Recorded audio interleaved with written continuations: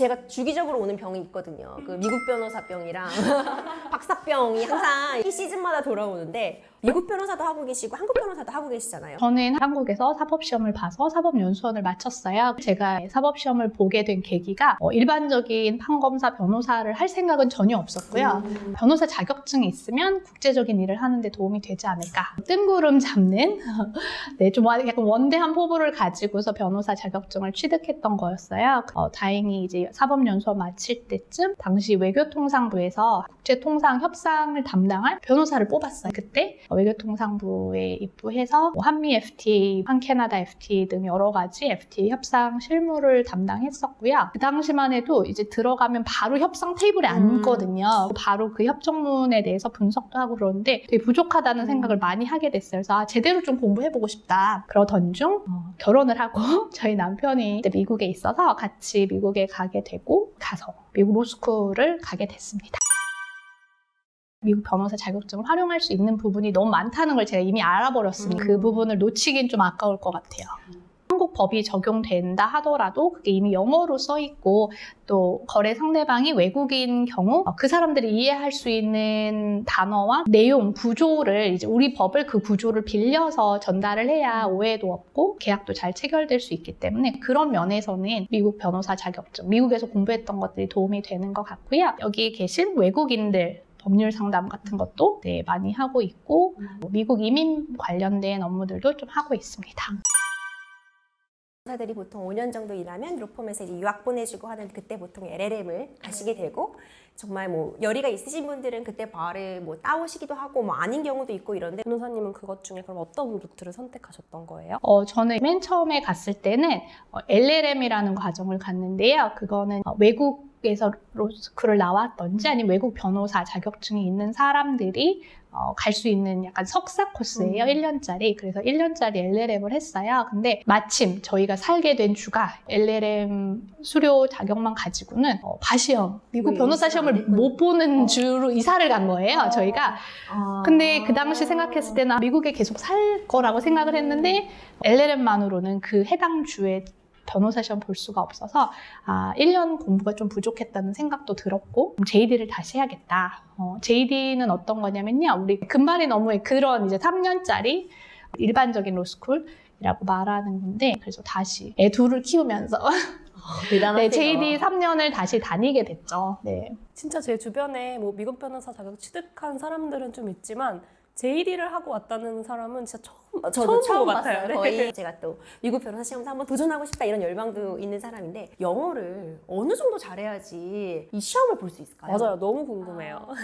저도 사실은 근데 그 전에 영어로 된 업무를 하기는 했지만 근데 로스쿨을 가려고 생각하니까 되게 떨리더라고요. 네. 내가 어느 레벨이 돼야지 미국 로스쿨을 갈 수 있다. 이거는 없는 것 같아요. 그래서 자기가 부족하다고 생각해도 들어가서 할 수 있는 것 같아요. 나 영어 이미 너무 잘해 라고 생각을 해도 막상 로스쿨에 들어가면 배우는 언어가 달라진다 그래야 되나요? 저희도 일반적으로 한국말 잘했지만 법대에 들어가면 뭐 채권, 채무, 뭐 저당권 이런 새로운 용어들을 배우고 저당권은 뭐 둔다가 아니라 저당권은 설정한다 이런 식으로 그 동사들을 새롭게 배우잖아요. 똑같은 거군요. 네, 근데 그걸 이제 영어로 저당권도 새로 배우고 설정도 새로 배우고 근데 이제 미국 사람이라고 해서 그걸 이미 다 알고 있지는 않는 거죠.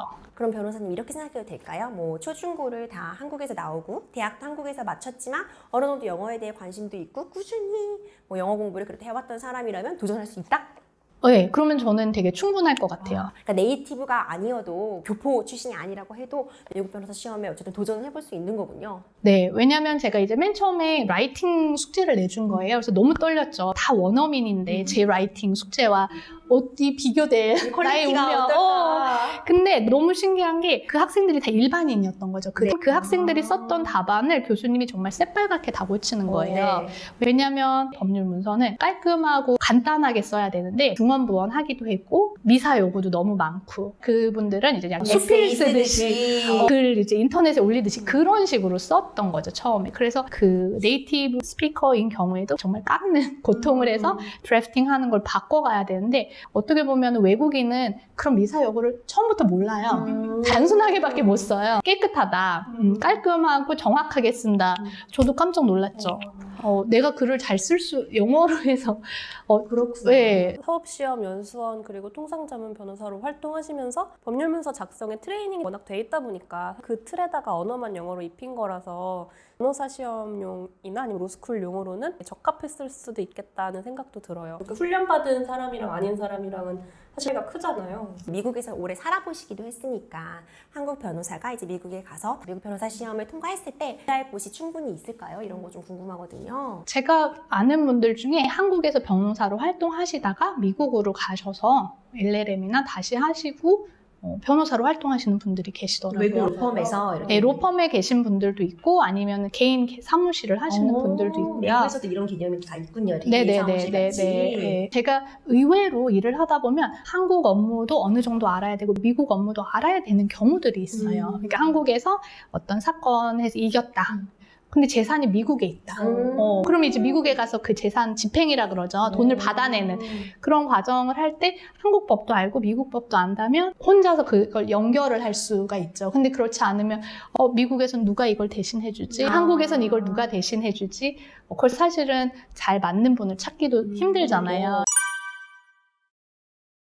우선은 현재의 영어 실력 때문에 포기하진 않으셔도 될 것 같아요. 포기한 사람 1. 네. 저도 생각해보면 처음에는 그 JD나 LLM 지원서를 쓸 때 그 자기소개서 쓰는 것도 되게 힘들었거든요. 왜냐면 그런 류의 영어를 써본 적이 잘 없는 거예요. 여기도 너무 어려운데 다음은 어떻게 할 수 있을까? 이런 생각을 했는데 사실은 토플 점수만 받으면 우선 로스쿨은 갈 수는 있습니다. 가서 물론 힘들죠. 충분히 겪어낼 수 있는 것 같고요. 근데 제 생각엔 한 1년 정도 퇴근하시고 저녁 때 공부를 하시면 좋을 것 같아요. 주의하셔야 될 점은 목표가 뚜렷해야 될 것 같아요.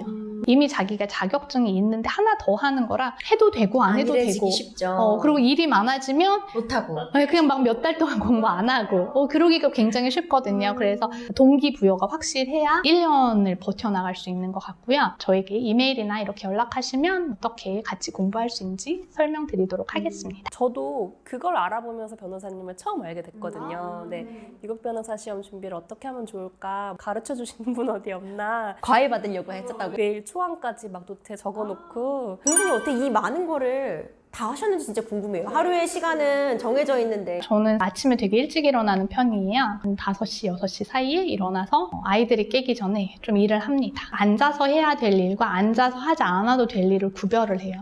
뭐 전화를 클라이언트한테 한다든지 송금을 해야 된다든지 아니면 리서치를 한다든지 플래닝 같은 거 정리하는 거 이런 거는 반드시 내가 긴 시간 앉아서 하지 않아도 되는 일들이에요. 그래서 일주일에 타임 블록을 가지고 일해야 되는 일들이 몇 개가 있는지를 정하고요. 어디다가 뭐 돈을 보내야 된다든지 세탁을 맡겨야 된다든지 이런 것들은 그 남는 칸에다가 나눠 넣어서 하게 되죠. 이렇게 바쁘신데 그럼 쉬는 시간이나 아니면 취미 활동 같은 거 따로 있으세요? 안현주를 위한 시간은 언제 어떻게 확보하시는 건가요? 최근에 필라테스를 시작해서 너무 행복하게 운동을 하고 있습니다.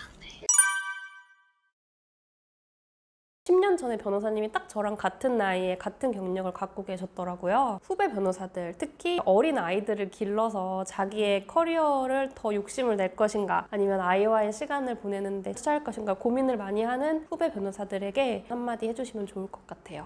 저도 한 30대 초반에는 굉장히 고민을 많이 했던 것 같아요. 왜냐면 내가 지금 내 능력을 엄청 열심히 발휘하면서 살아야 될 것 같다는 막 그런 강박관념도 있고 그렇다고 해서 내가 아이를 소홀히 하면 안 될 것 같다는 막 책임감도 있고 그래서 어떤 하나를 해도 완전히 행복하진 잘 않았던 것 같아요. 왜냐면 일하고 있을 때는 애들을 그럼 내가 그냥 놔두는 것 같고 애들을 생각하면 다른 사람들은 열심히 일해서 커리어가 점점 발전하는데 나는 이게 뭐지? 이런 비교? 근데 제가 만약에 10년 전으로 돌아간다면 좀 더 자유롭고 싶어요. 왜냐면 커리어라는 게 그 순간에도 이루어지고 있지만 롱텀으로도 봐야 되거든요. 근데 계속 조금씩이라도 유지하고 발전시켜 나가면 물론 이제 이르는 위치가 조금씩은 다를 수 있겠지만 계속 발전해 나가거든요. 근데 그 순간에 난 지금 뭘 잘 못하고 있어 이렇게 하면서 자기를 너무 계속 평가하면 너무 마음이 힘들어지는 것 같아요. 그래서 자기를 응원하고 잘하고 있어. 난 두 가지 다 내가 원하는 삶의 방향으로 점점 가고 있어 라고 생각하면 힘도 나고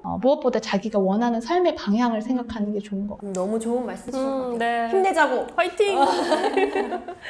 그럼 이제 마지막 질문 드려보려고 해요. 앞으로 어떤 변호사로 활동하고 싶으신지 말씀해 주시면 좋을 것 같아요. 네. 저는 지금 직원 없이 저 혼자 사무실을 하고 있거든요. 노마드적인 삶을 살고 싶더라고요. 자유롭고 유연한 삶을 살아야겠다라고 생각하게 되었거든요. 그래서 새로운 업무 분야도 많이 해가고 있고 법조계 안에서의 블루 오션을 찾아가는 작업을 계속 하고 있어요. 현재 하고 있는 업무들은 뭐 외국인 관련된 소송, 영문 계약서, 뭐 이민 관련된 미국 로스쿨 관련된 유튜브 너무 많은데 제가 그 중에서 더 좋아하고 잘할 수 있는 업무들로 약간 좀 추려보고 제가 그 과정에서 배우고 느끼는 것들을 다른 분들하고 많이 나누는 그런 변호사가 되고 싶어요. 네, 지금까지 저희 이웃집 변호사였고요. 오늘 안윤주 변호사님 채널에 나와가지고 이렇게 변호사님이랑 인터뷰 진행할 수 있어서 정말 의미 있고 뜻깊었던 것 같아요. 여기 저희 채널명은 아래다가 기재해 놓을 테니까 저희가 궁금하시면은 놀러와서 한 번씩 영상 봐주시면 좋을 것 같아요. 감사했습니다.